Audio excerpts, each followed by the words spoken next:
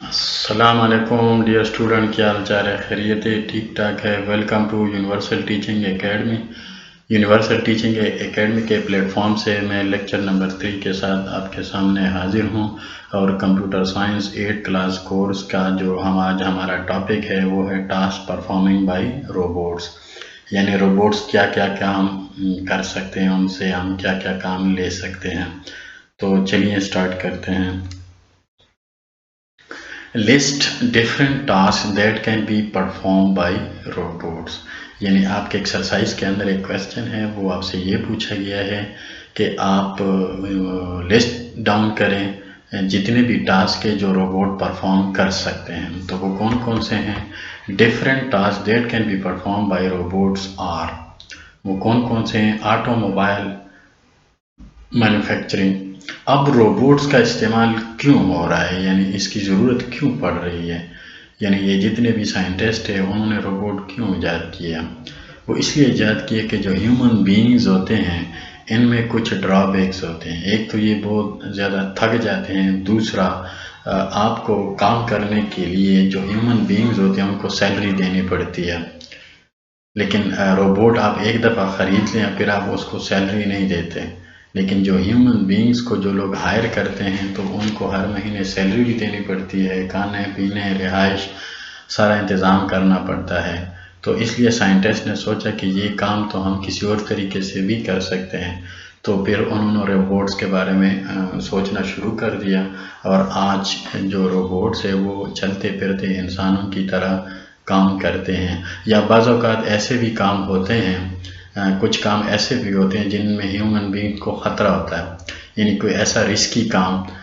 جس میں human being کو خطرہ ہو، یعنی بام بلاسٹ، جہاں پہ کوئی بام وغیرہ ڈیفیوز کرنا ہو تو وہ وہاں پہ اگر ہیومن بینگ جائیں اور اس کو ڈیفیوز کریں اور خدا نخواستہ وہ بم پھٹ جائے تو اس انسان کو نقصان ہو سکتا ہے۔ تو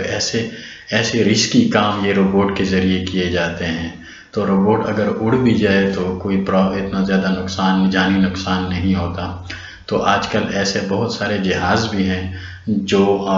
جس کو UAV کہتے ہیں، ان مینڈ ویہیکل،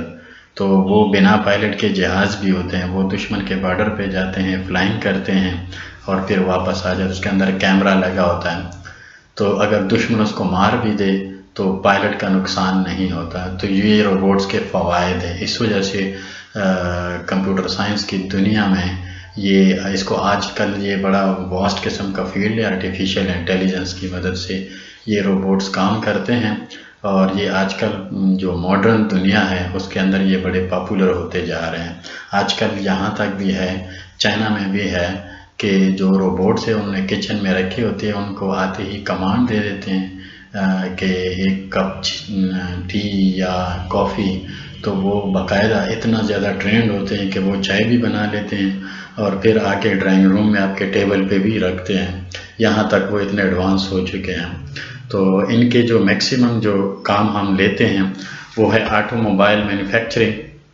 مینوفیکچرنگ میں یہ بہت زیادہ یوز ہوتا ہے، کیونکہ یہ تھکتے نہیں ہیں، کیونکہ جو ہیومن بینگز ہے وہ ایک شفٹ کر کے تھک جاتے ہیں پھر چینج ہوتے ہیں، اور اتنا زیادہ وہ کیا کہتے ہیں کام کی ایفیشنسی بھی اتنی زیادہ نہیں ہوتی، تو اس وجہ سے یہ روبوٹس کا استعمال ہوتا ہے۔ دوسرا پیکنگ میں، جتنی بھی پیکنگ ہے جو پروڈکٹس انڈسٹریز کے اندر ہوتی ہیں ان کو پیک کرنا ہوتا ہے، تو وہ بڑا جو ہے نا ٹائم بورنگ کام ہوتا ہے، تو ہیومن بینگز اگر 1 گھنٹہ بھی کام کرے تو وہ بور ہو جاتے ہیں، لیکن روبوٹ نہیں بور ہوتے، اس وجہ سے زیادہ تر روبوٹس کا استعمال کیا جاتا ہے پیکنگ میں۔ اس کے بعد لیبارٹری ریسرچ میں بھی، جہاں پہ خطرناک قسم کے کیمیکلز کو آپس میں جوڑ کے کوئی کیمیکل ریئیکشن کرنا ہو تو وہاں پہ بھی روبوٹس کا استعمال کیا جاتا ہے تاکہ ہیومن بینگ کو نقصان نہ ہو۔ تو اس وجہ سے زیادہ تر جس طرح یہ پکچر میں آپ کو نظر آ رہا ہے تو وہاں پہ بھی روبوٹس کا استعمال ہوتا ہے۔ اس کے بعد اسسٹ سرجری، ایسے ٹیکنیکل قسم کی سرجری جہاں پہ مائنر سی کیلکولیشن تک بھی انوالو ہو، یعنی ایسی کیلکولیشن جو ہیومن بینگ عام دماغ سے وہ نہ کر پاتا ہو۔ فار ایگزامپل اگر آپ کو کوئی کہہ دے کہ آپ 300 کو 576 کے ساتھ ملٹیپلائی کریں تو آپ کو اتنا جلدی آپ نہیں کر پائیں گے، آپ کو کسی کیلکولیٹر کی ضرورت پڑے گی۔ تو اس طرح کی سرجری جس میں بہت زیادہ ٹیکنیکلٹی اور کیلکولیشنز کی ضرورت ہو تو وہاں پہ روبوٹس کا استعمال کیا جاتا ہے ایز اے اسسٹنٹ۔ اس کے بعد کلیننگ ہوم، آج کل تو چونکہ یورپین کنٹری جو ماڈرن دنیا ہے اس میں یہ بہت عام ہو چکا ہے، تو وہاں پہ روبوٹس کی مدد سے صفائی کرتے ہیں، اور جیسا کہ میں نے بتایا ہے تو ان کو سیلری نہیں دینی پڑتی، تو آپ ایک روبوٹ رکھ لیں اور اپنے گھر کے سارے کام اسے کروائیں۔ ٹھیک ہے جی، نیکسٹ کوشچن کو بھی ڈسکس کر لیتے ہیں۔ Why distributed applications are used, یعنی ہم ڈسٹریبیوٹیڈ اپلیکیشنز کو کیوں یوز کرتے ہیں، اس کی کیا وجہ ہے۔ A distributed application is a computer software installed on a server and a network. It runs on multiple computers at the same time to perform a single task. It is used when workload is too much for a single server to handle. Distributed applications یعنی ایک ایسا کام، for example آپ ایک کام کرنا چاہتے ہیں، آپ کی کلاس میں 10 اسٹوڈنٹ ہیں اور آپ نے ایک کام دیا ہوا ہے، اور وہ کام ایک اسٹوڈنٹ کرتا ہے، تو وہ ایک اسٹوڈنٹ اسی کام کو پرفارم کرنے کے لیے ہو سکتا ہے وہ 10 منٹ لگاتا ہو، یعنی 10 منٹ میں وہ کام ہو رہا ہو، لیکن اگر اسی کام کو آپ ڈیوائڈ کر دیں اور 10 اسٹوڈنٹ کو دے دیں پیرالل میں، اور ہر اسٹوڈنٹ اس کو ایک منٹ میں کنورٹ کر دیں، یعنی وہ جو کام ہوتا ہے وہ 10 منٹ کی بجائے 1 منٹ میں بھی ہو سکتا ہے۔ وہ کیسے ہو سکتا ہے کہ وہ جو کام ہے اس کے ٹکڑے کر کے 10 اسٹوڈنٹ کے اوپر ڈیوائڈ کریں، اور جب کام ہو جائے تو اس کو آپس میں جوڑ دیں۔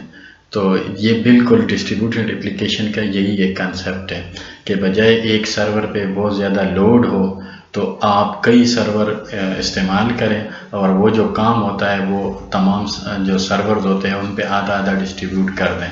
اور پھر اکٹھا ایک مین سرور پہ جا کے ان کو جوڑ دیں، تو اس کو کہتے ہیں ڈسٹریبیوٹیڈ اپلیکیشن۔ تو یہ مین سرور پہ لوڈ بھی کم ہو جاتا ہے اور کام بھی تیزی کے ساتھ ہو جاتا ہے۔ جس طرح آپ نے اکثر دیکھا ہوگا فیڈرل بورڈ کا جو ویب سائٹ ہے، میں اکثر اس کی مثال دیتا ہوں، تو وہاں پہ لاکھوں قسم کے اسٹوڈنٹ کا ڈاٹا پڑا ہوتا ہے، لیکن اگر آپ سرچ کریں اپنا نام، اپنے جو نمبر رول نمبر سرچ کرنا چاہتے ہیں یا اپنا رزلٹ سرچ کرنا چاہتے ہیں، تو وہ لاکھوں جو ریکارڈ ہوتے ہیں اس میں فوراً وہ ڈھونڈ کے آپ کو بتا دیتا ہے آپ کے کتنے نمبر ہیں، آپ کا رجسٹریشن نمبر یہ ہے۔ تو ابھی جو ایک پروسیسر کے لیے لاکھوں ریکارڈ کو سرچ کرنا کتنا بڑا مسئلہ ہے، لیکن یہ انہوں نے وہاں پہ ڈسٹریبیوٹیڈ اپلیکیشن کا استعمال کر کے اس کام کو آسان بنا دیا ہے اور آپ کو فوراً رزلٹ مل جاتا ہے۔ تو یہ ڈسٹریبیوٹیڈ اپلیکیشن کا کنسیپٹ ہے۔ تو ڈیئر اسٹوڈنٹ، ہم نے 6 کویسچن پڑھ لیے ہیں، اگلے لیکچر میں انشاءاللہ مزید کویسچن کو ڈسکس کریں گے۔ تب تک کے لیے خدا حافظ۔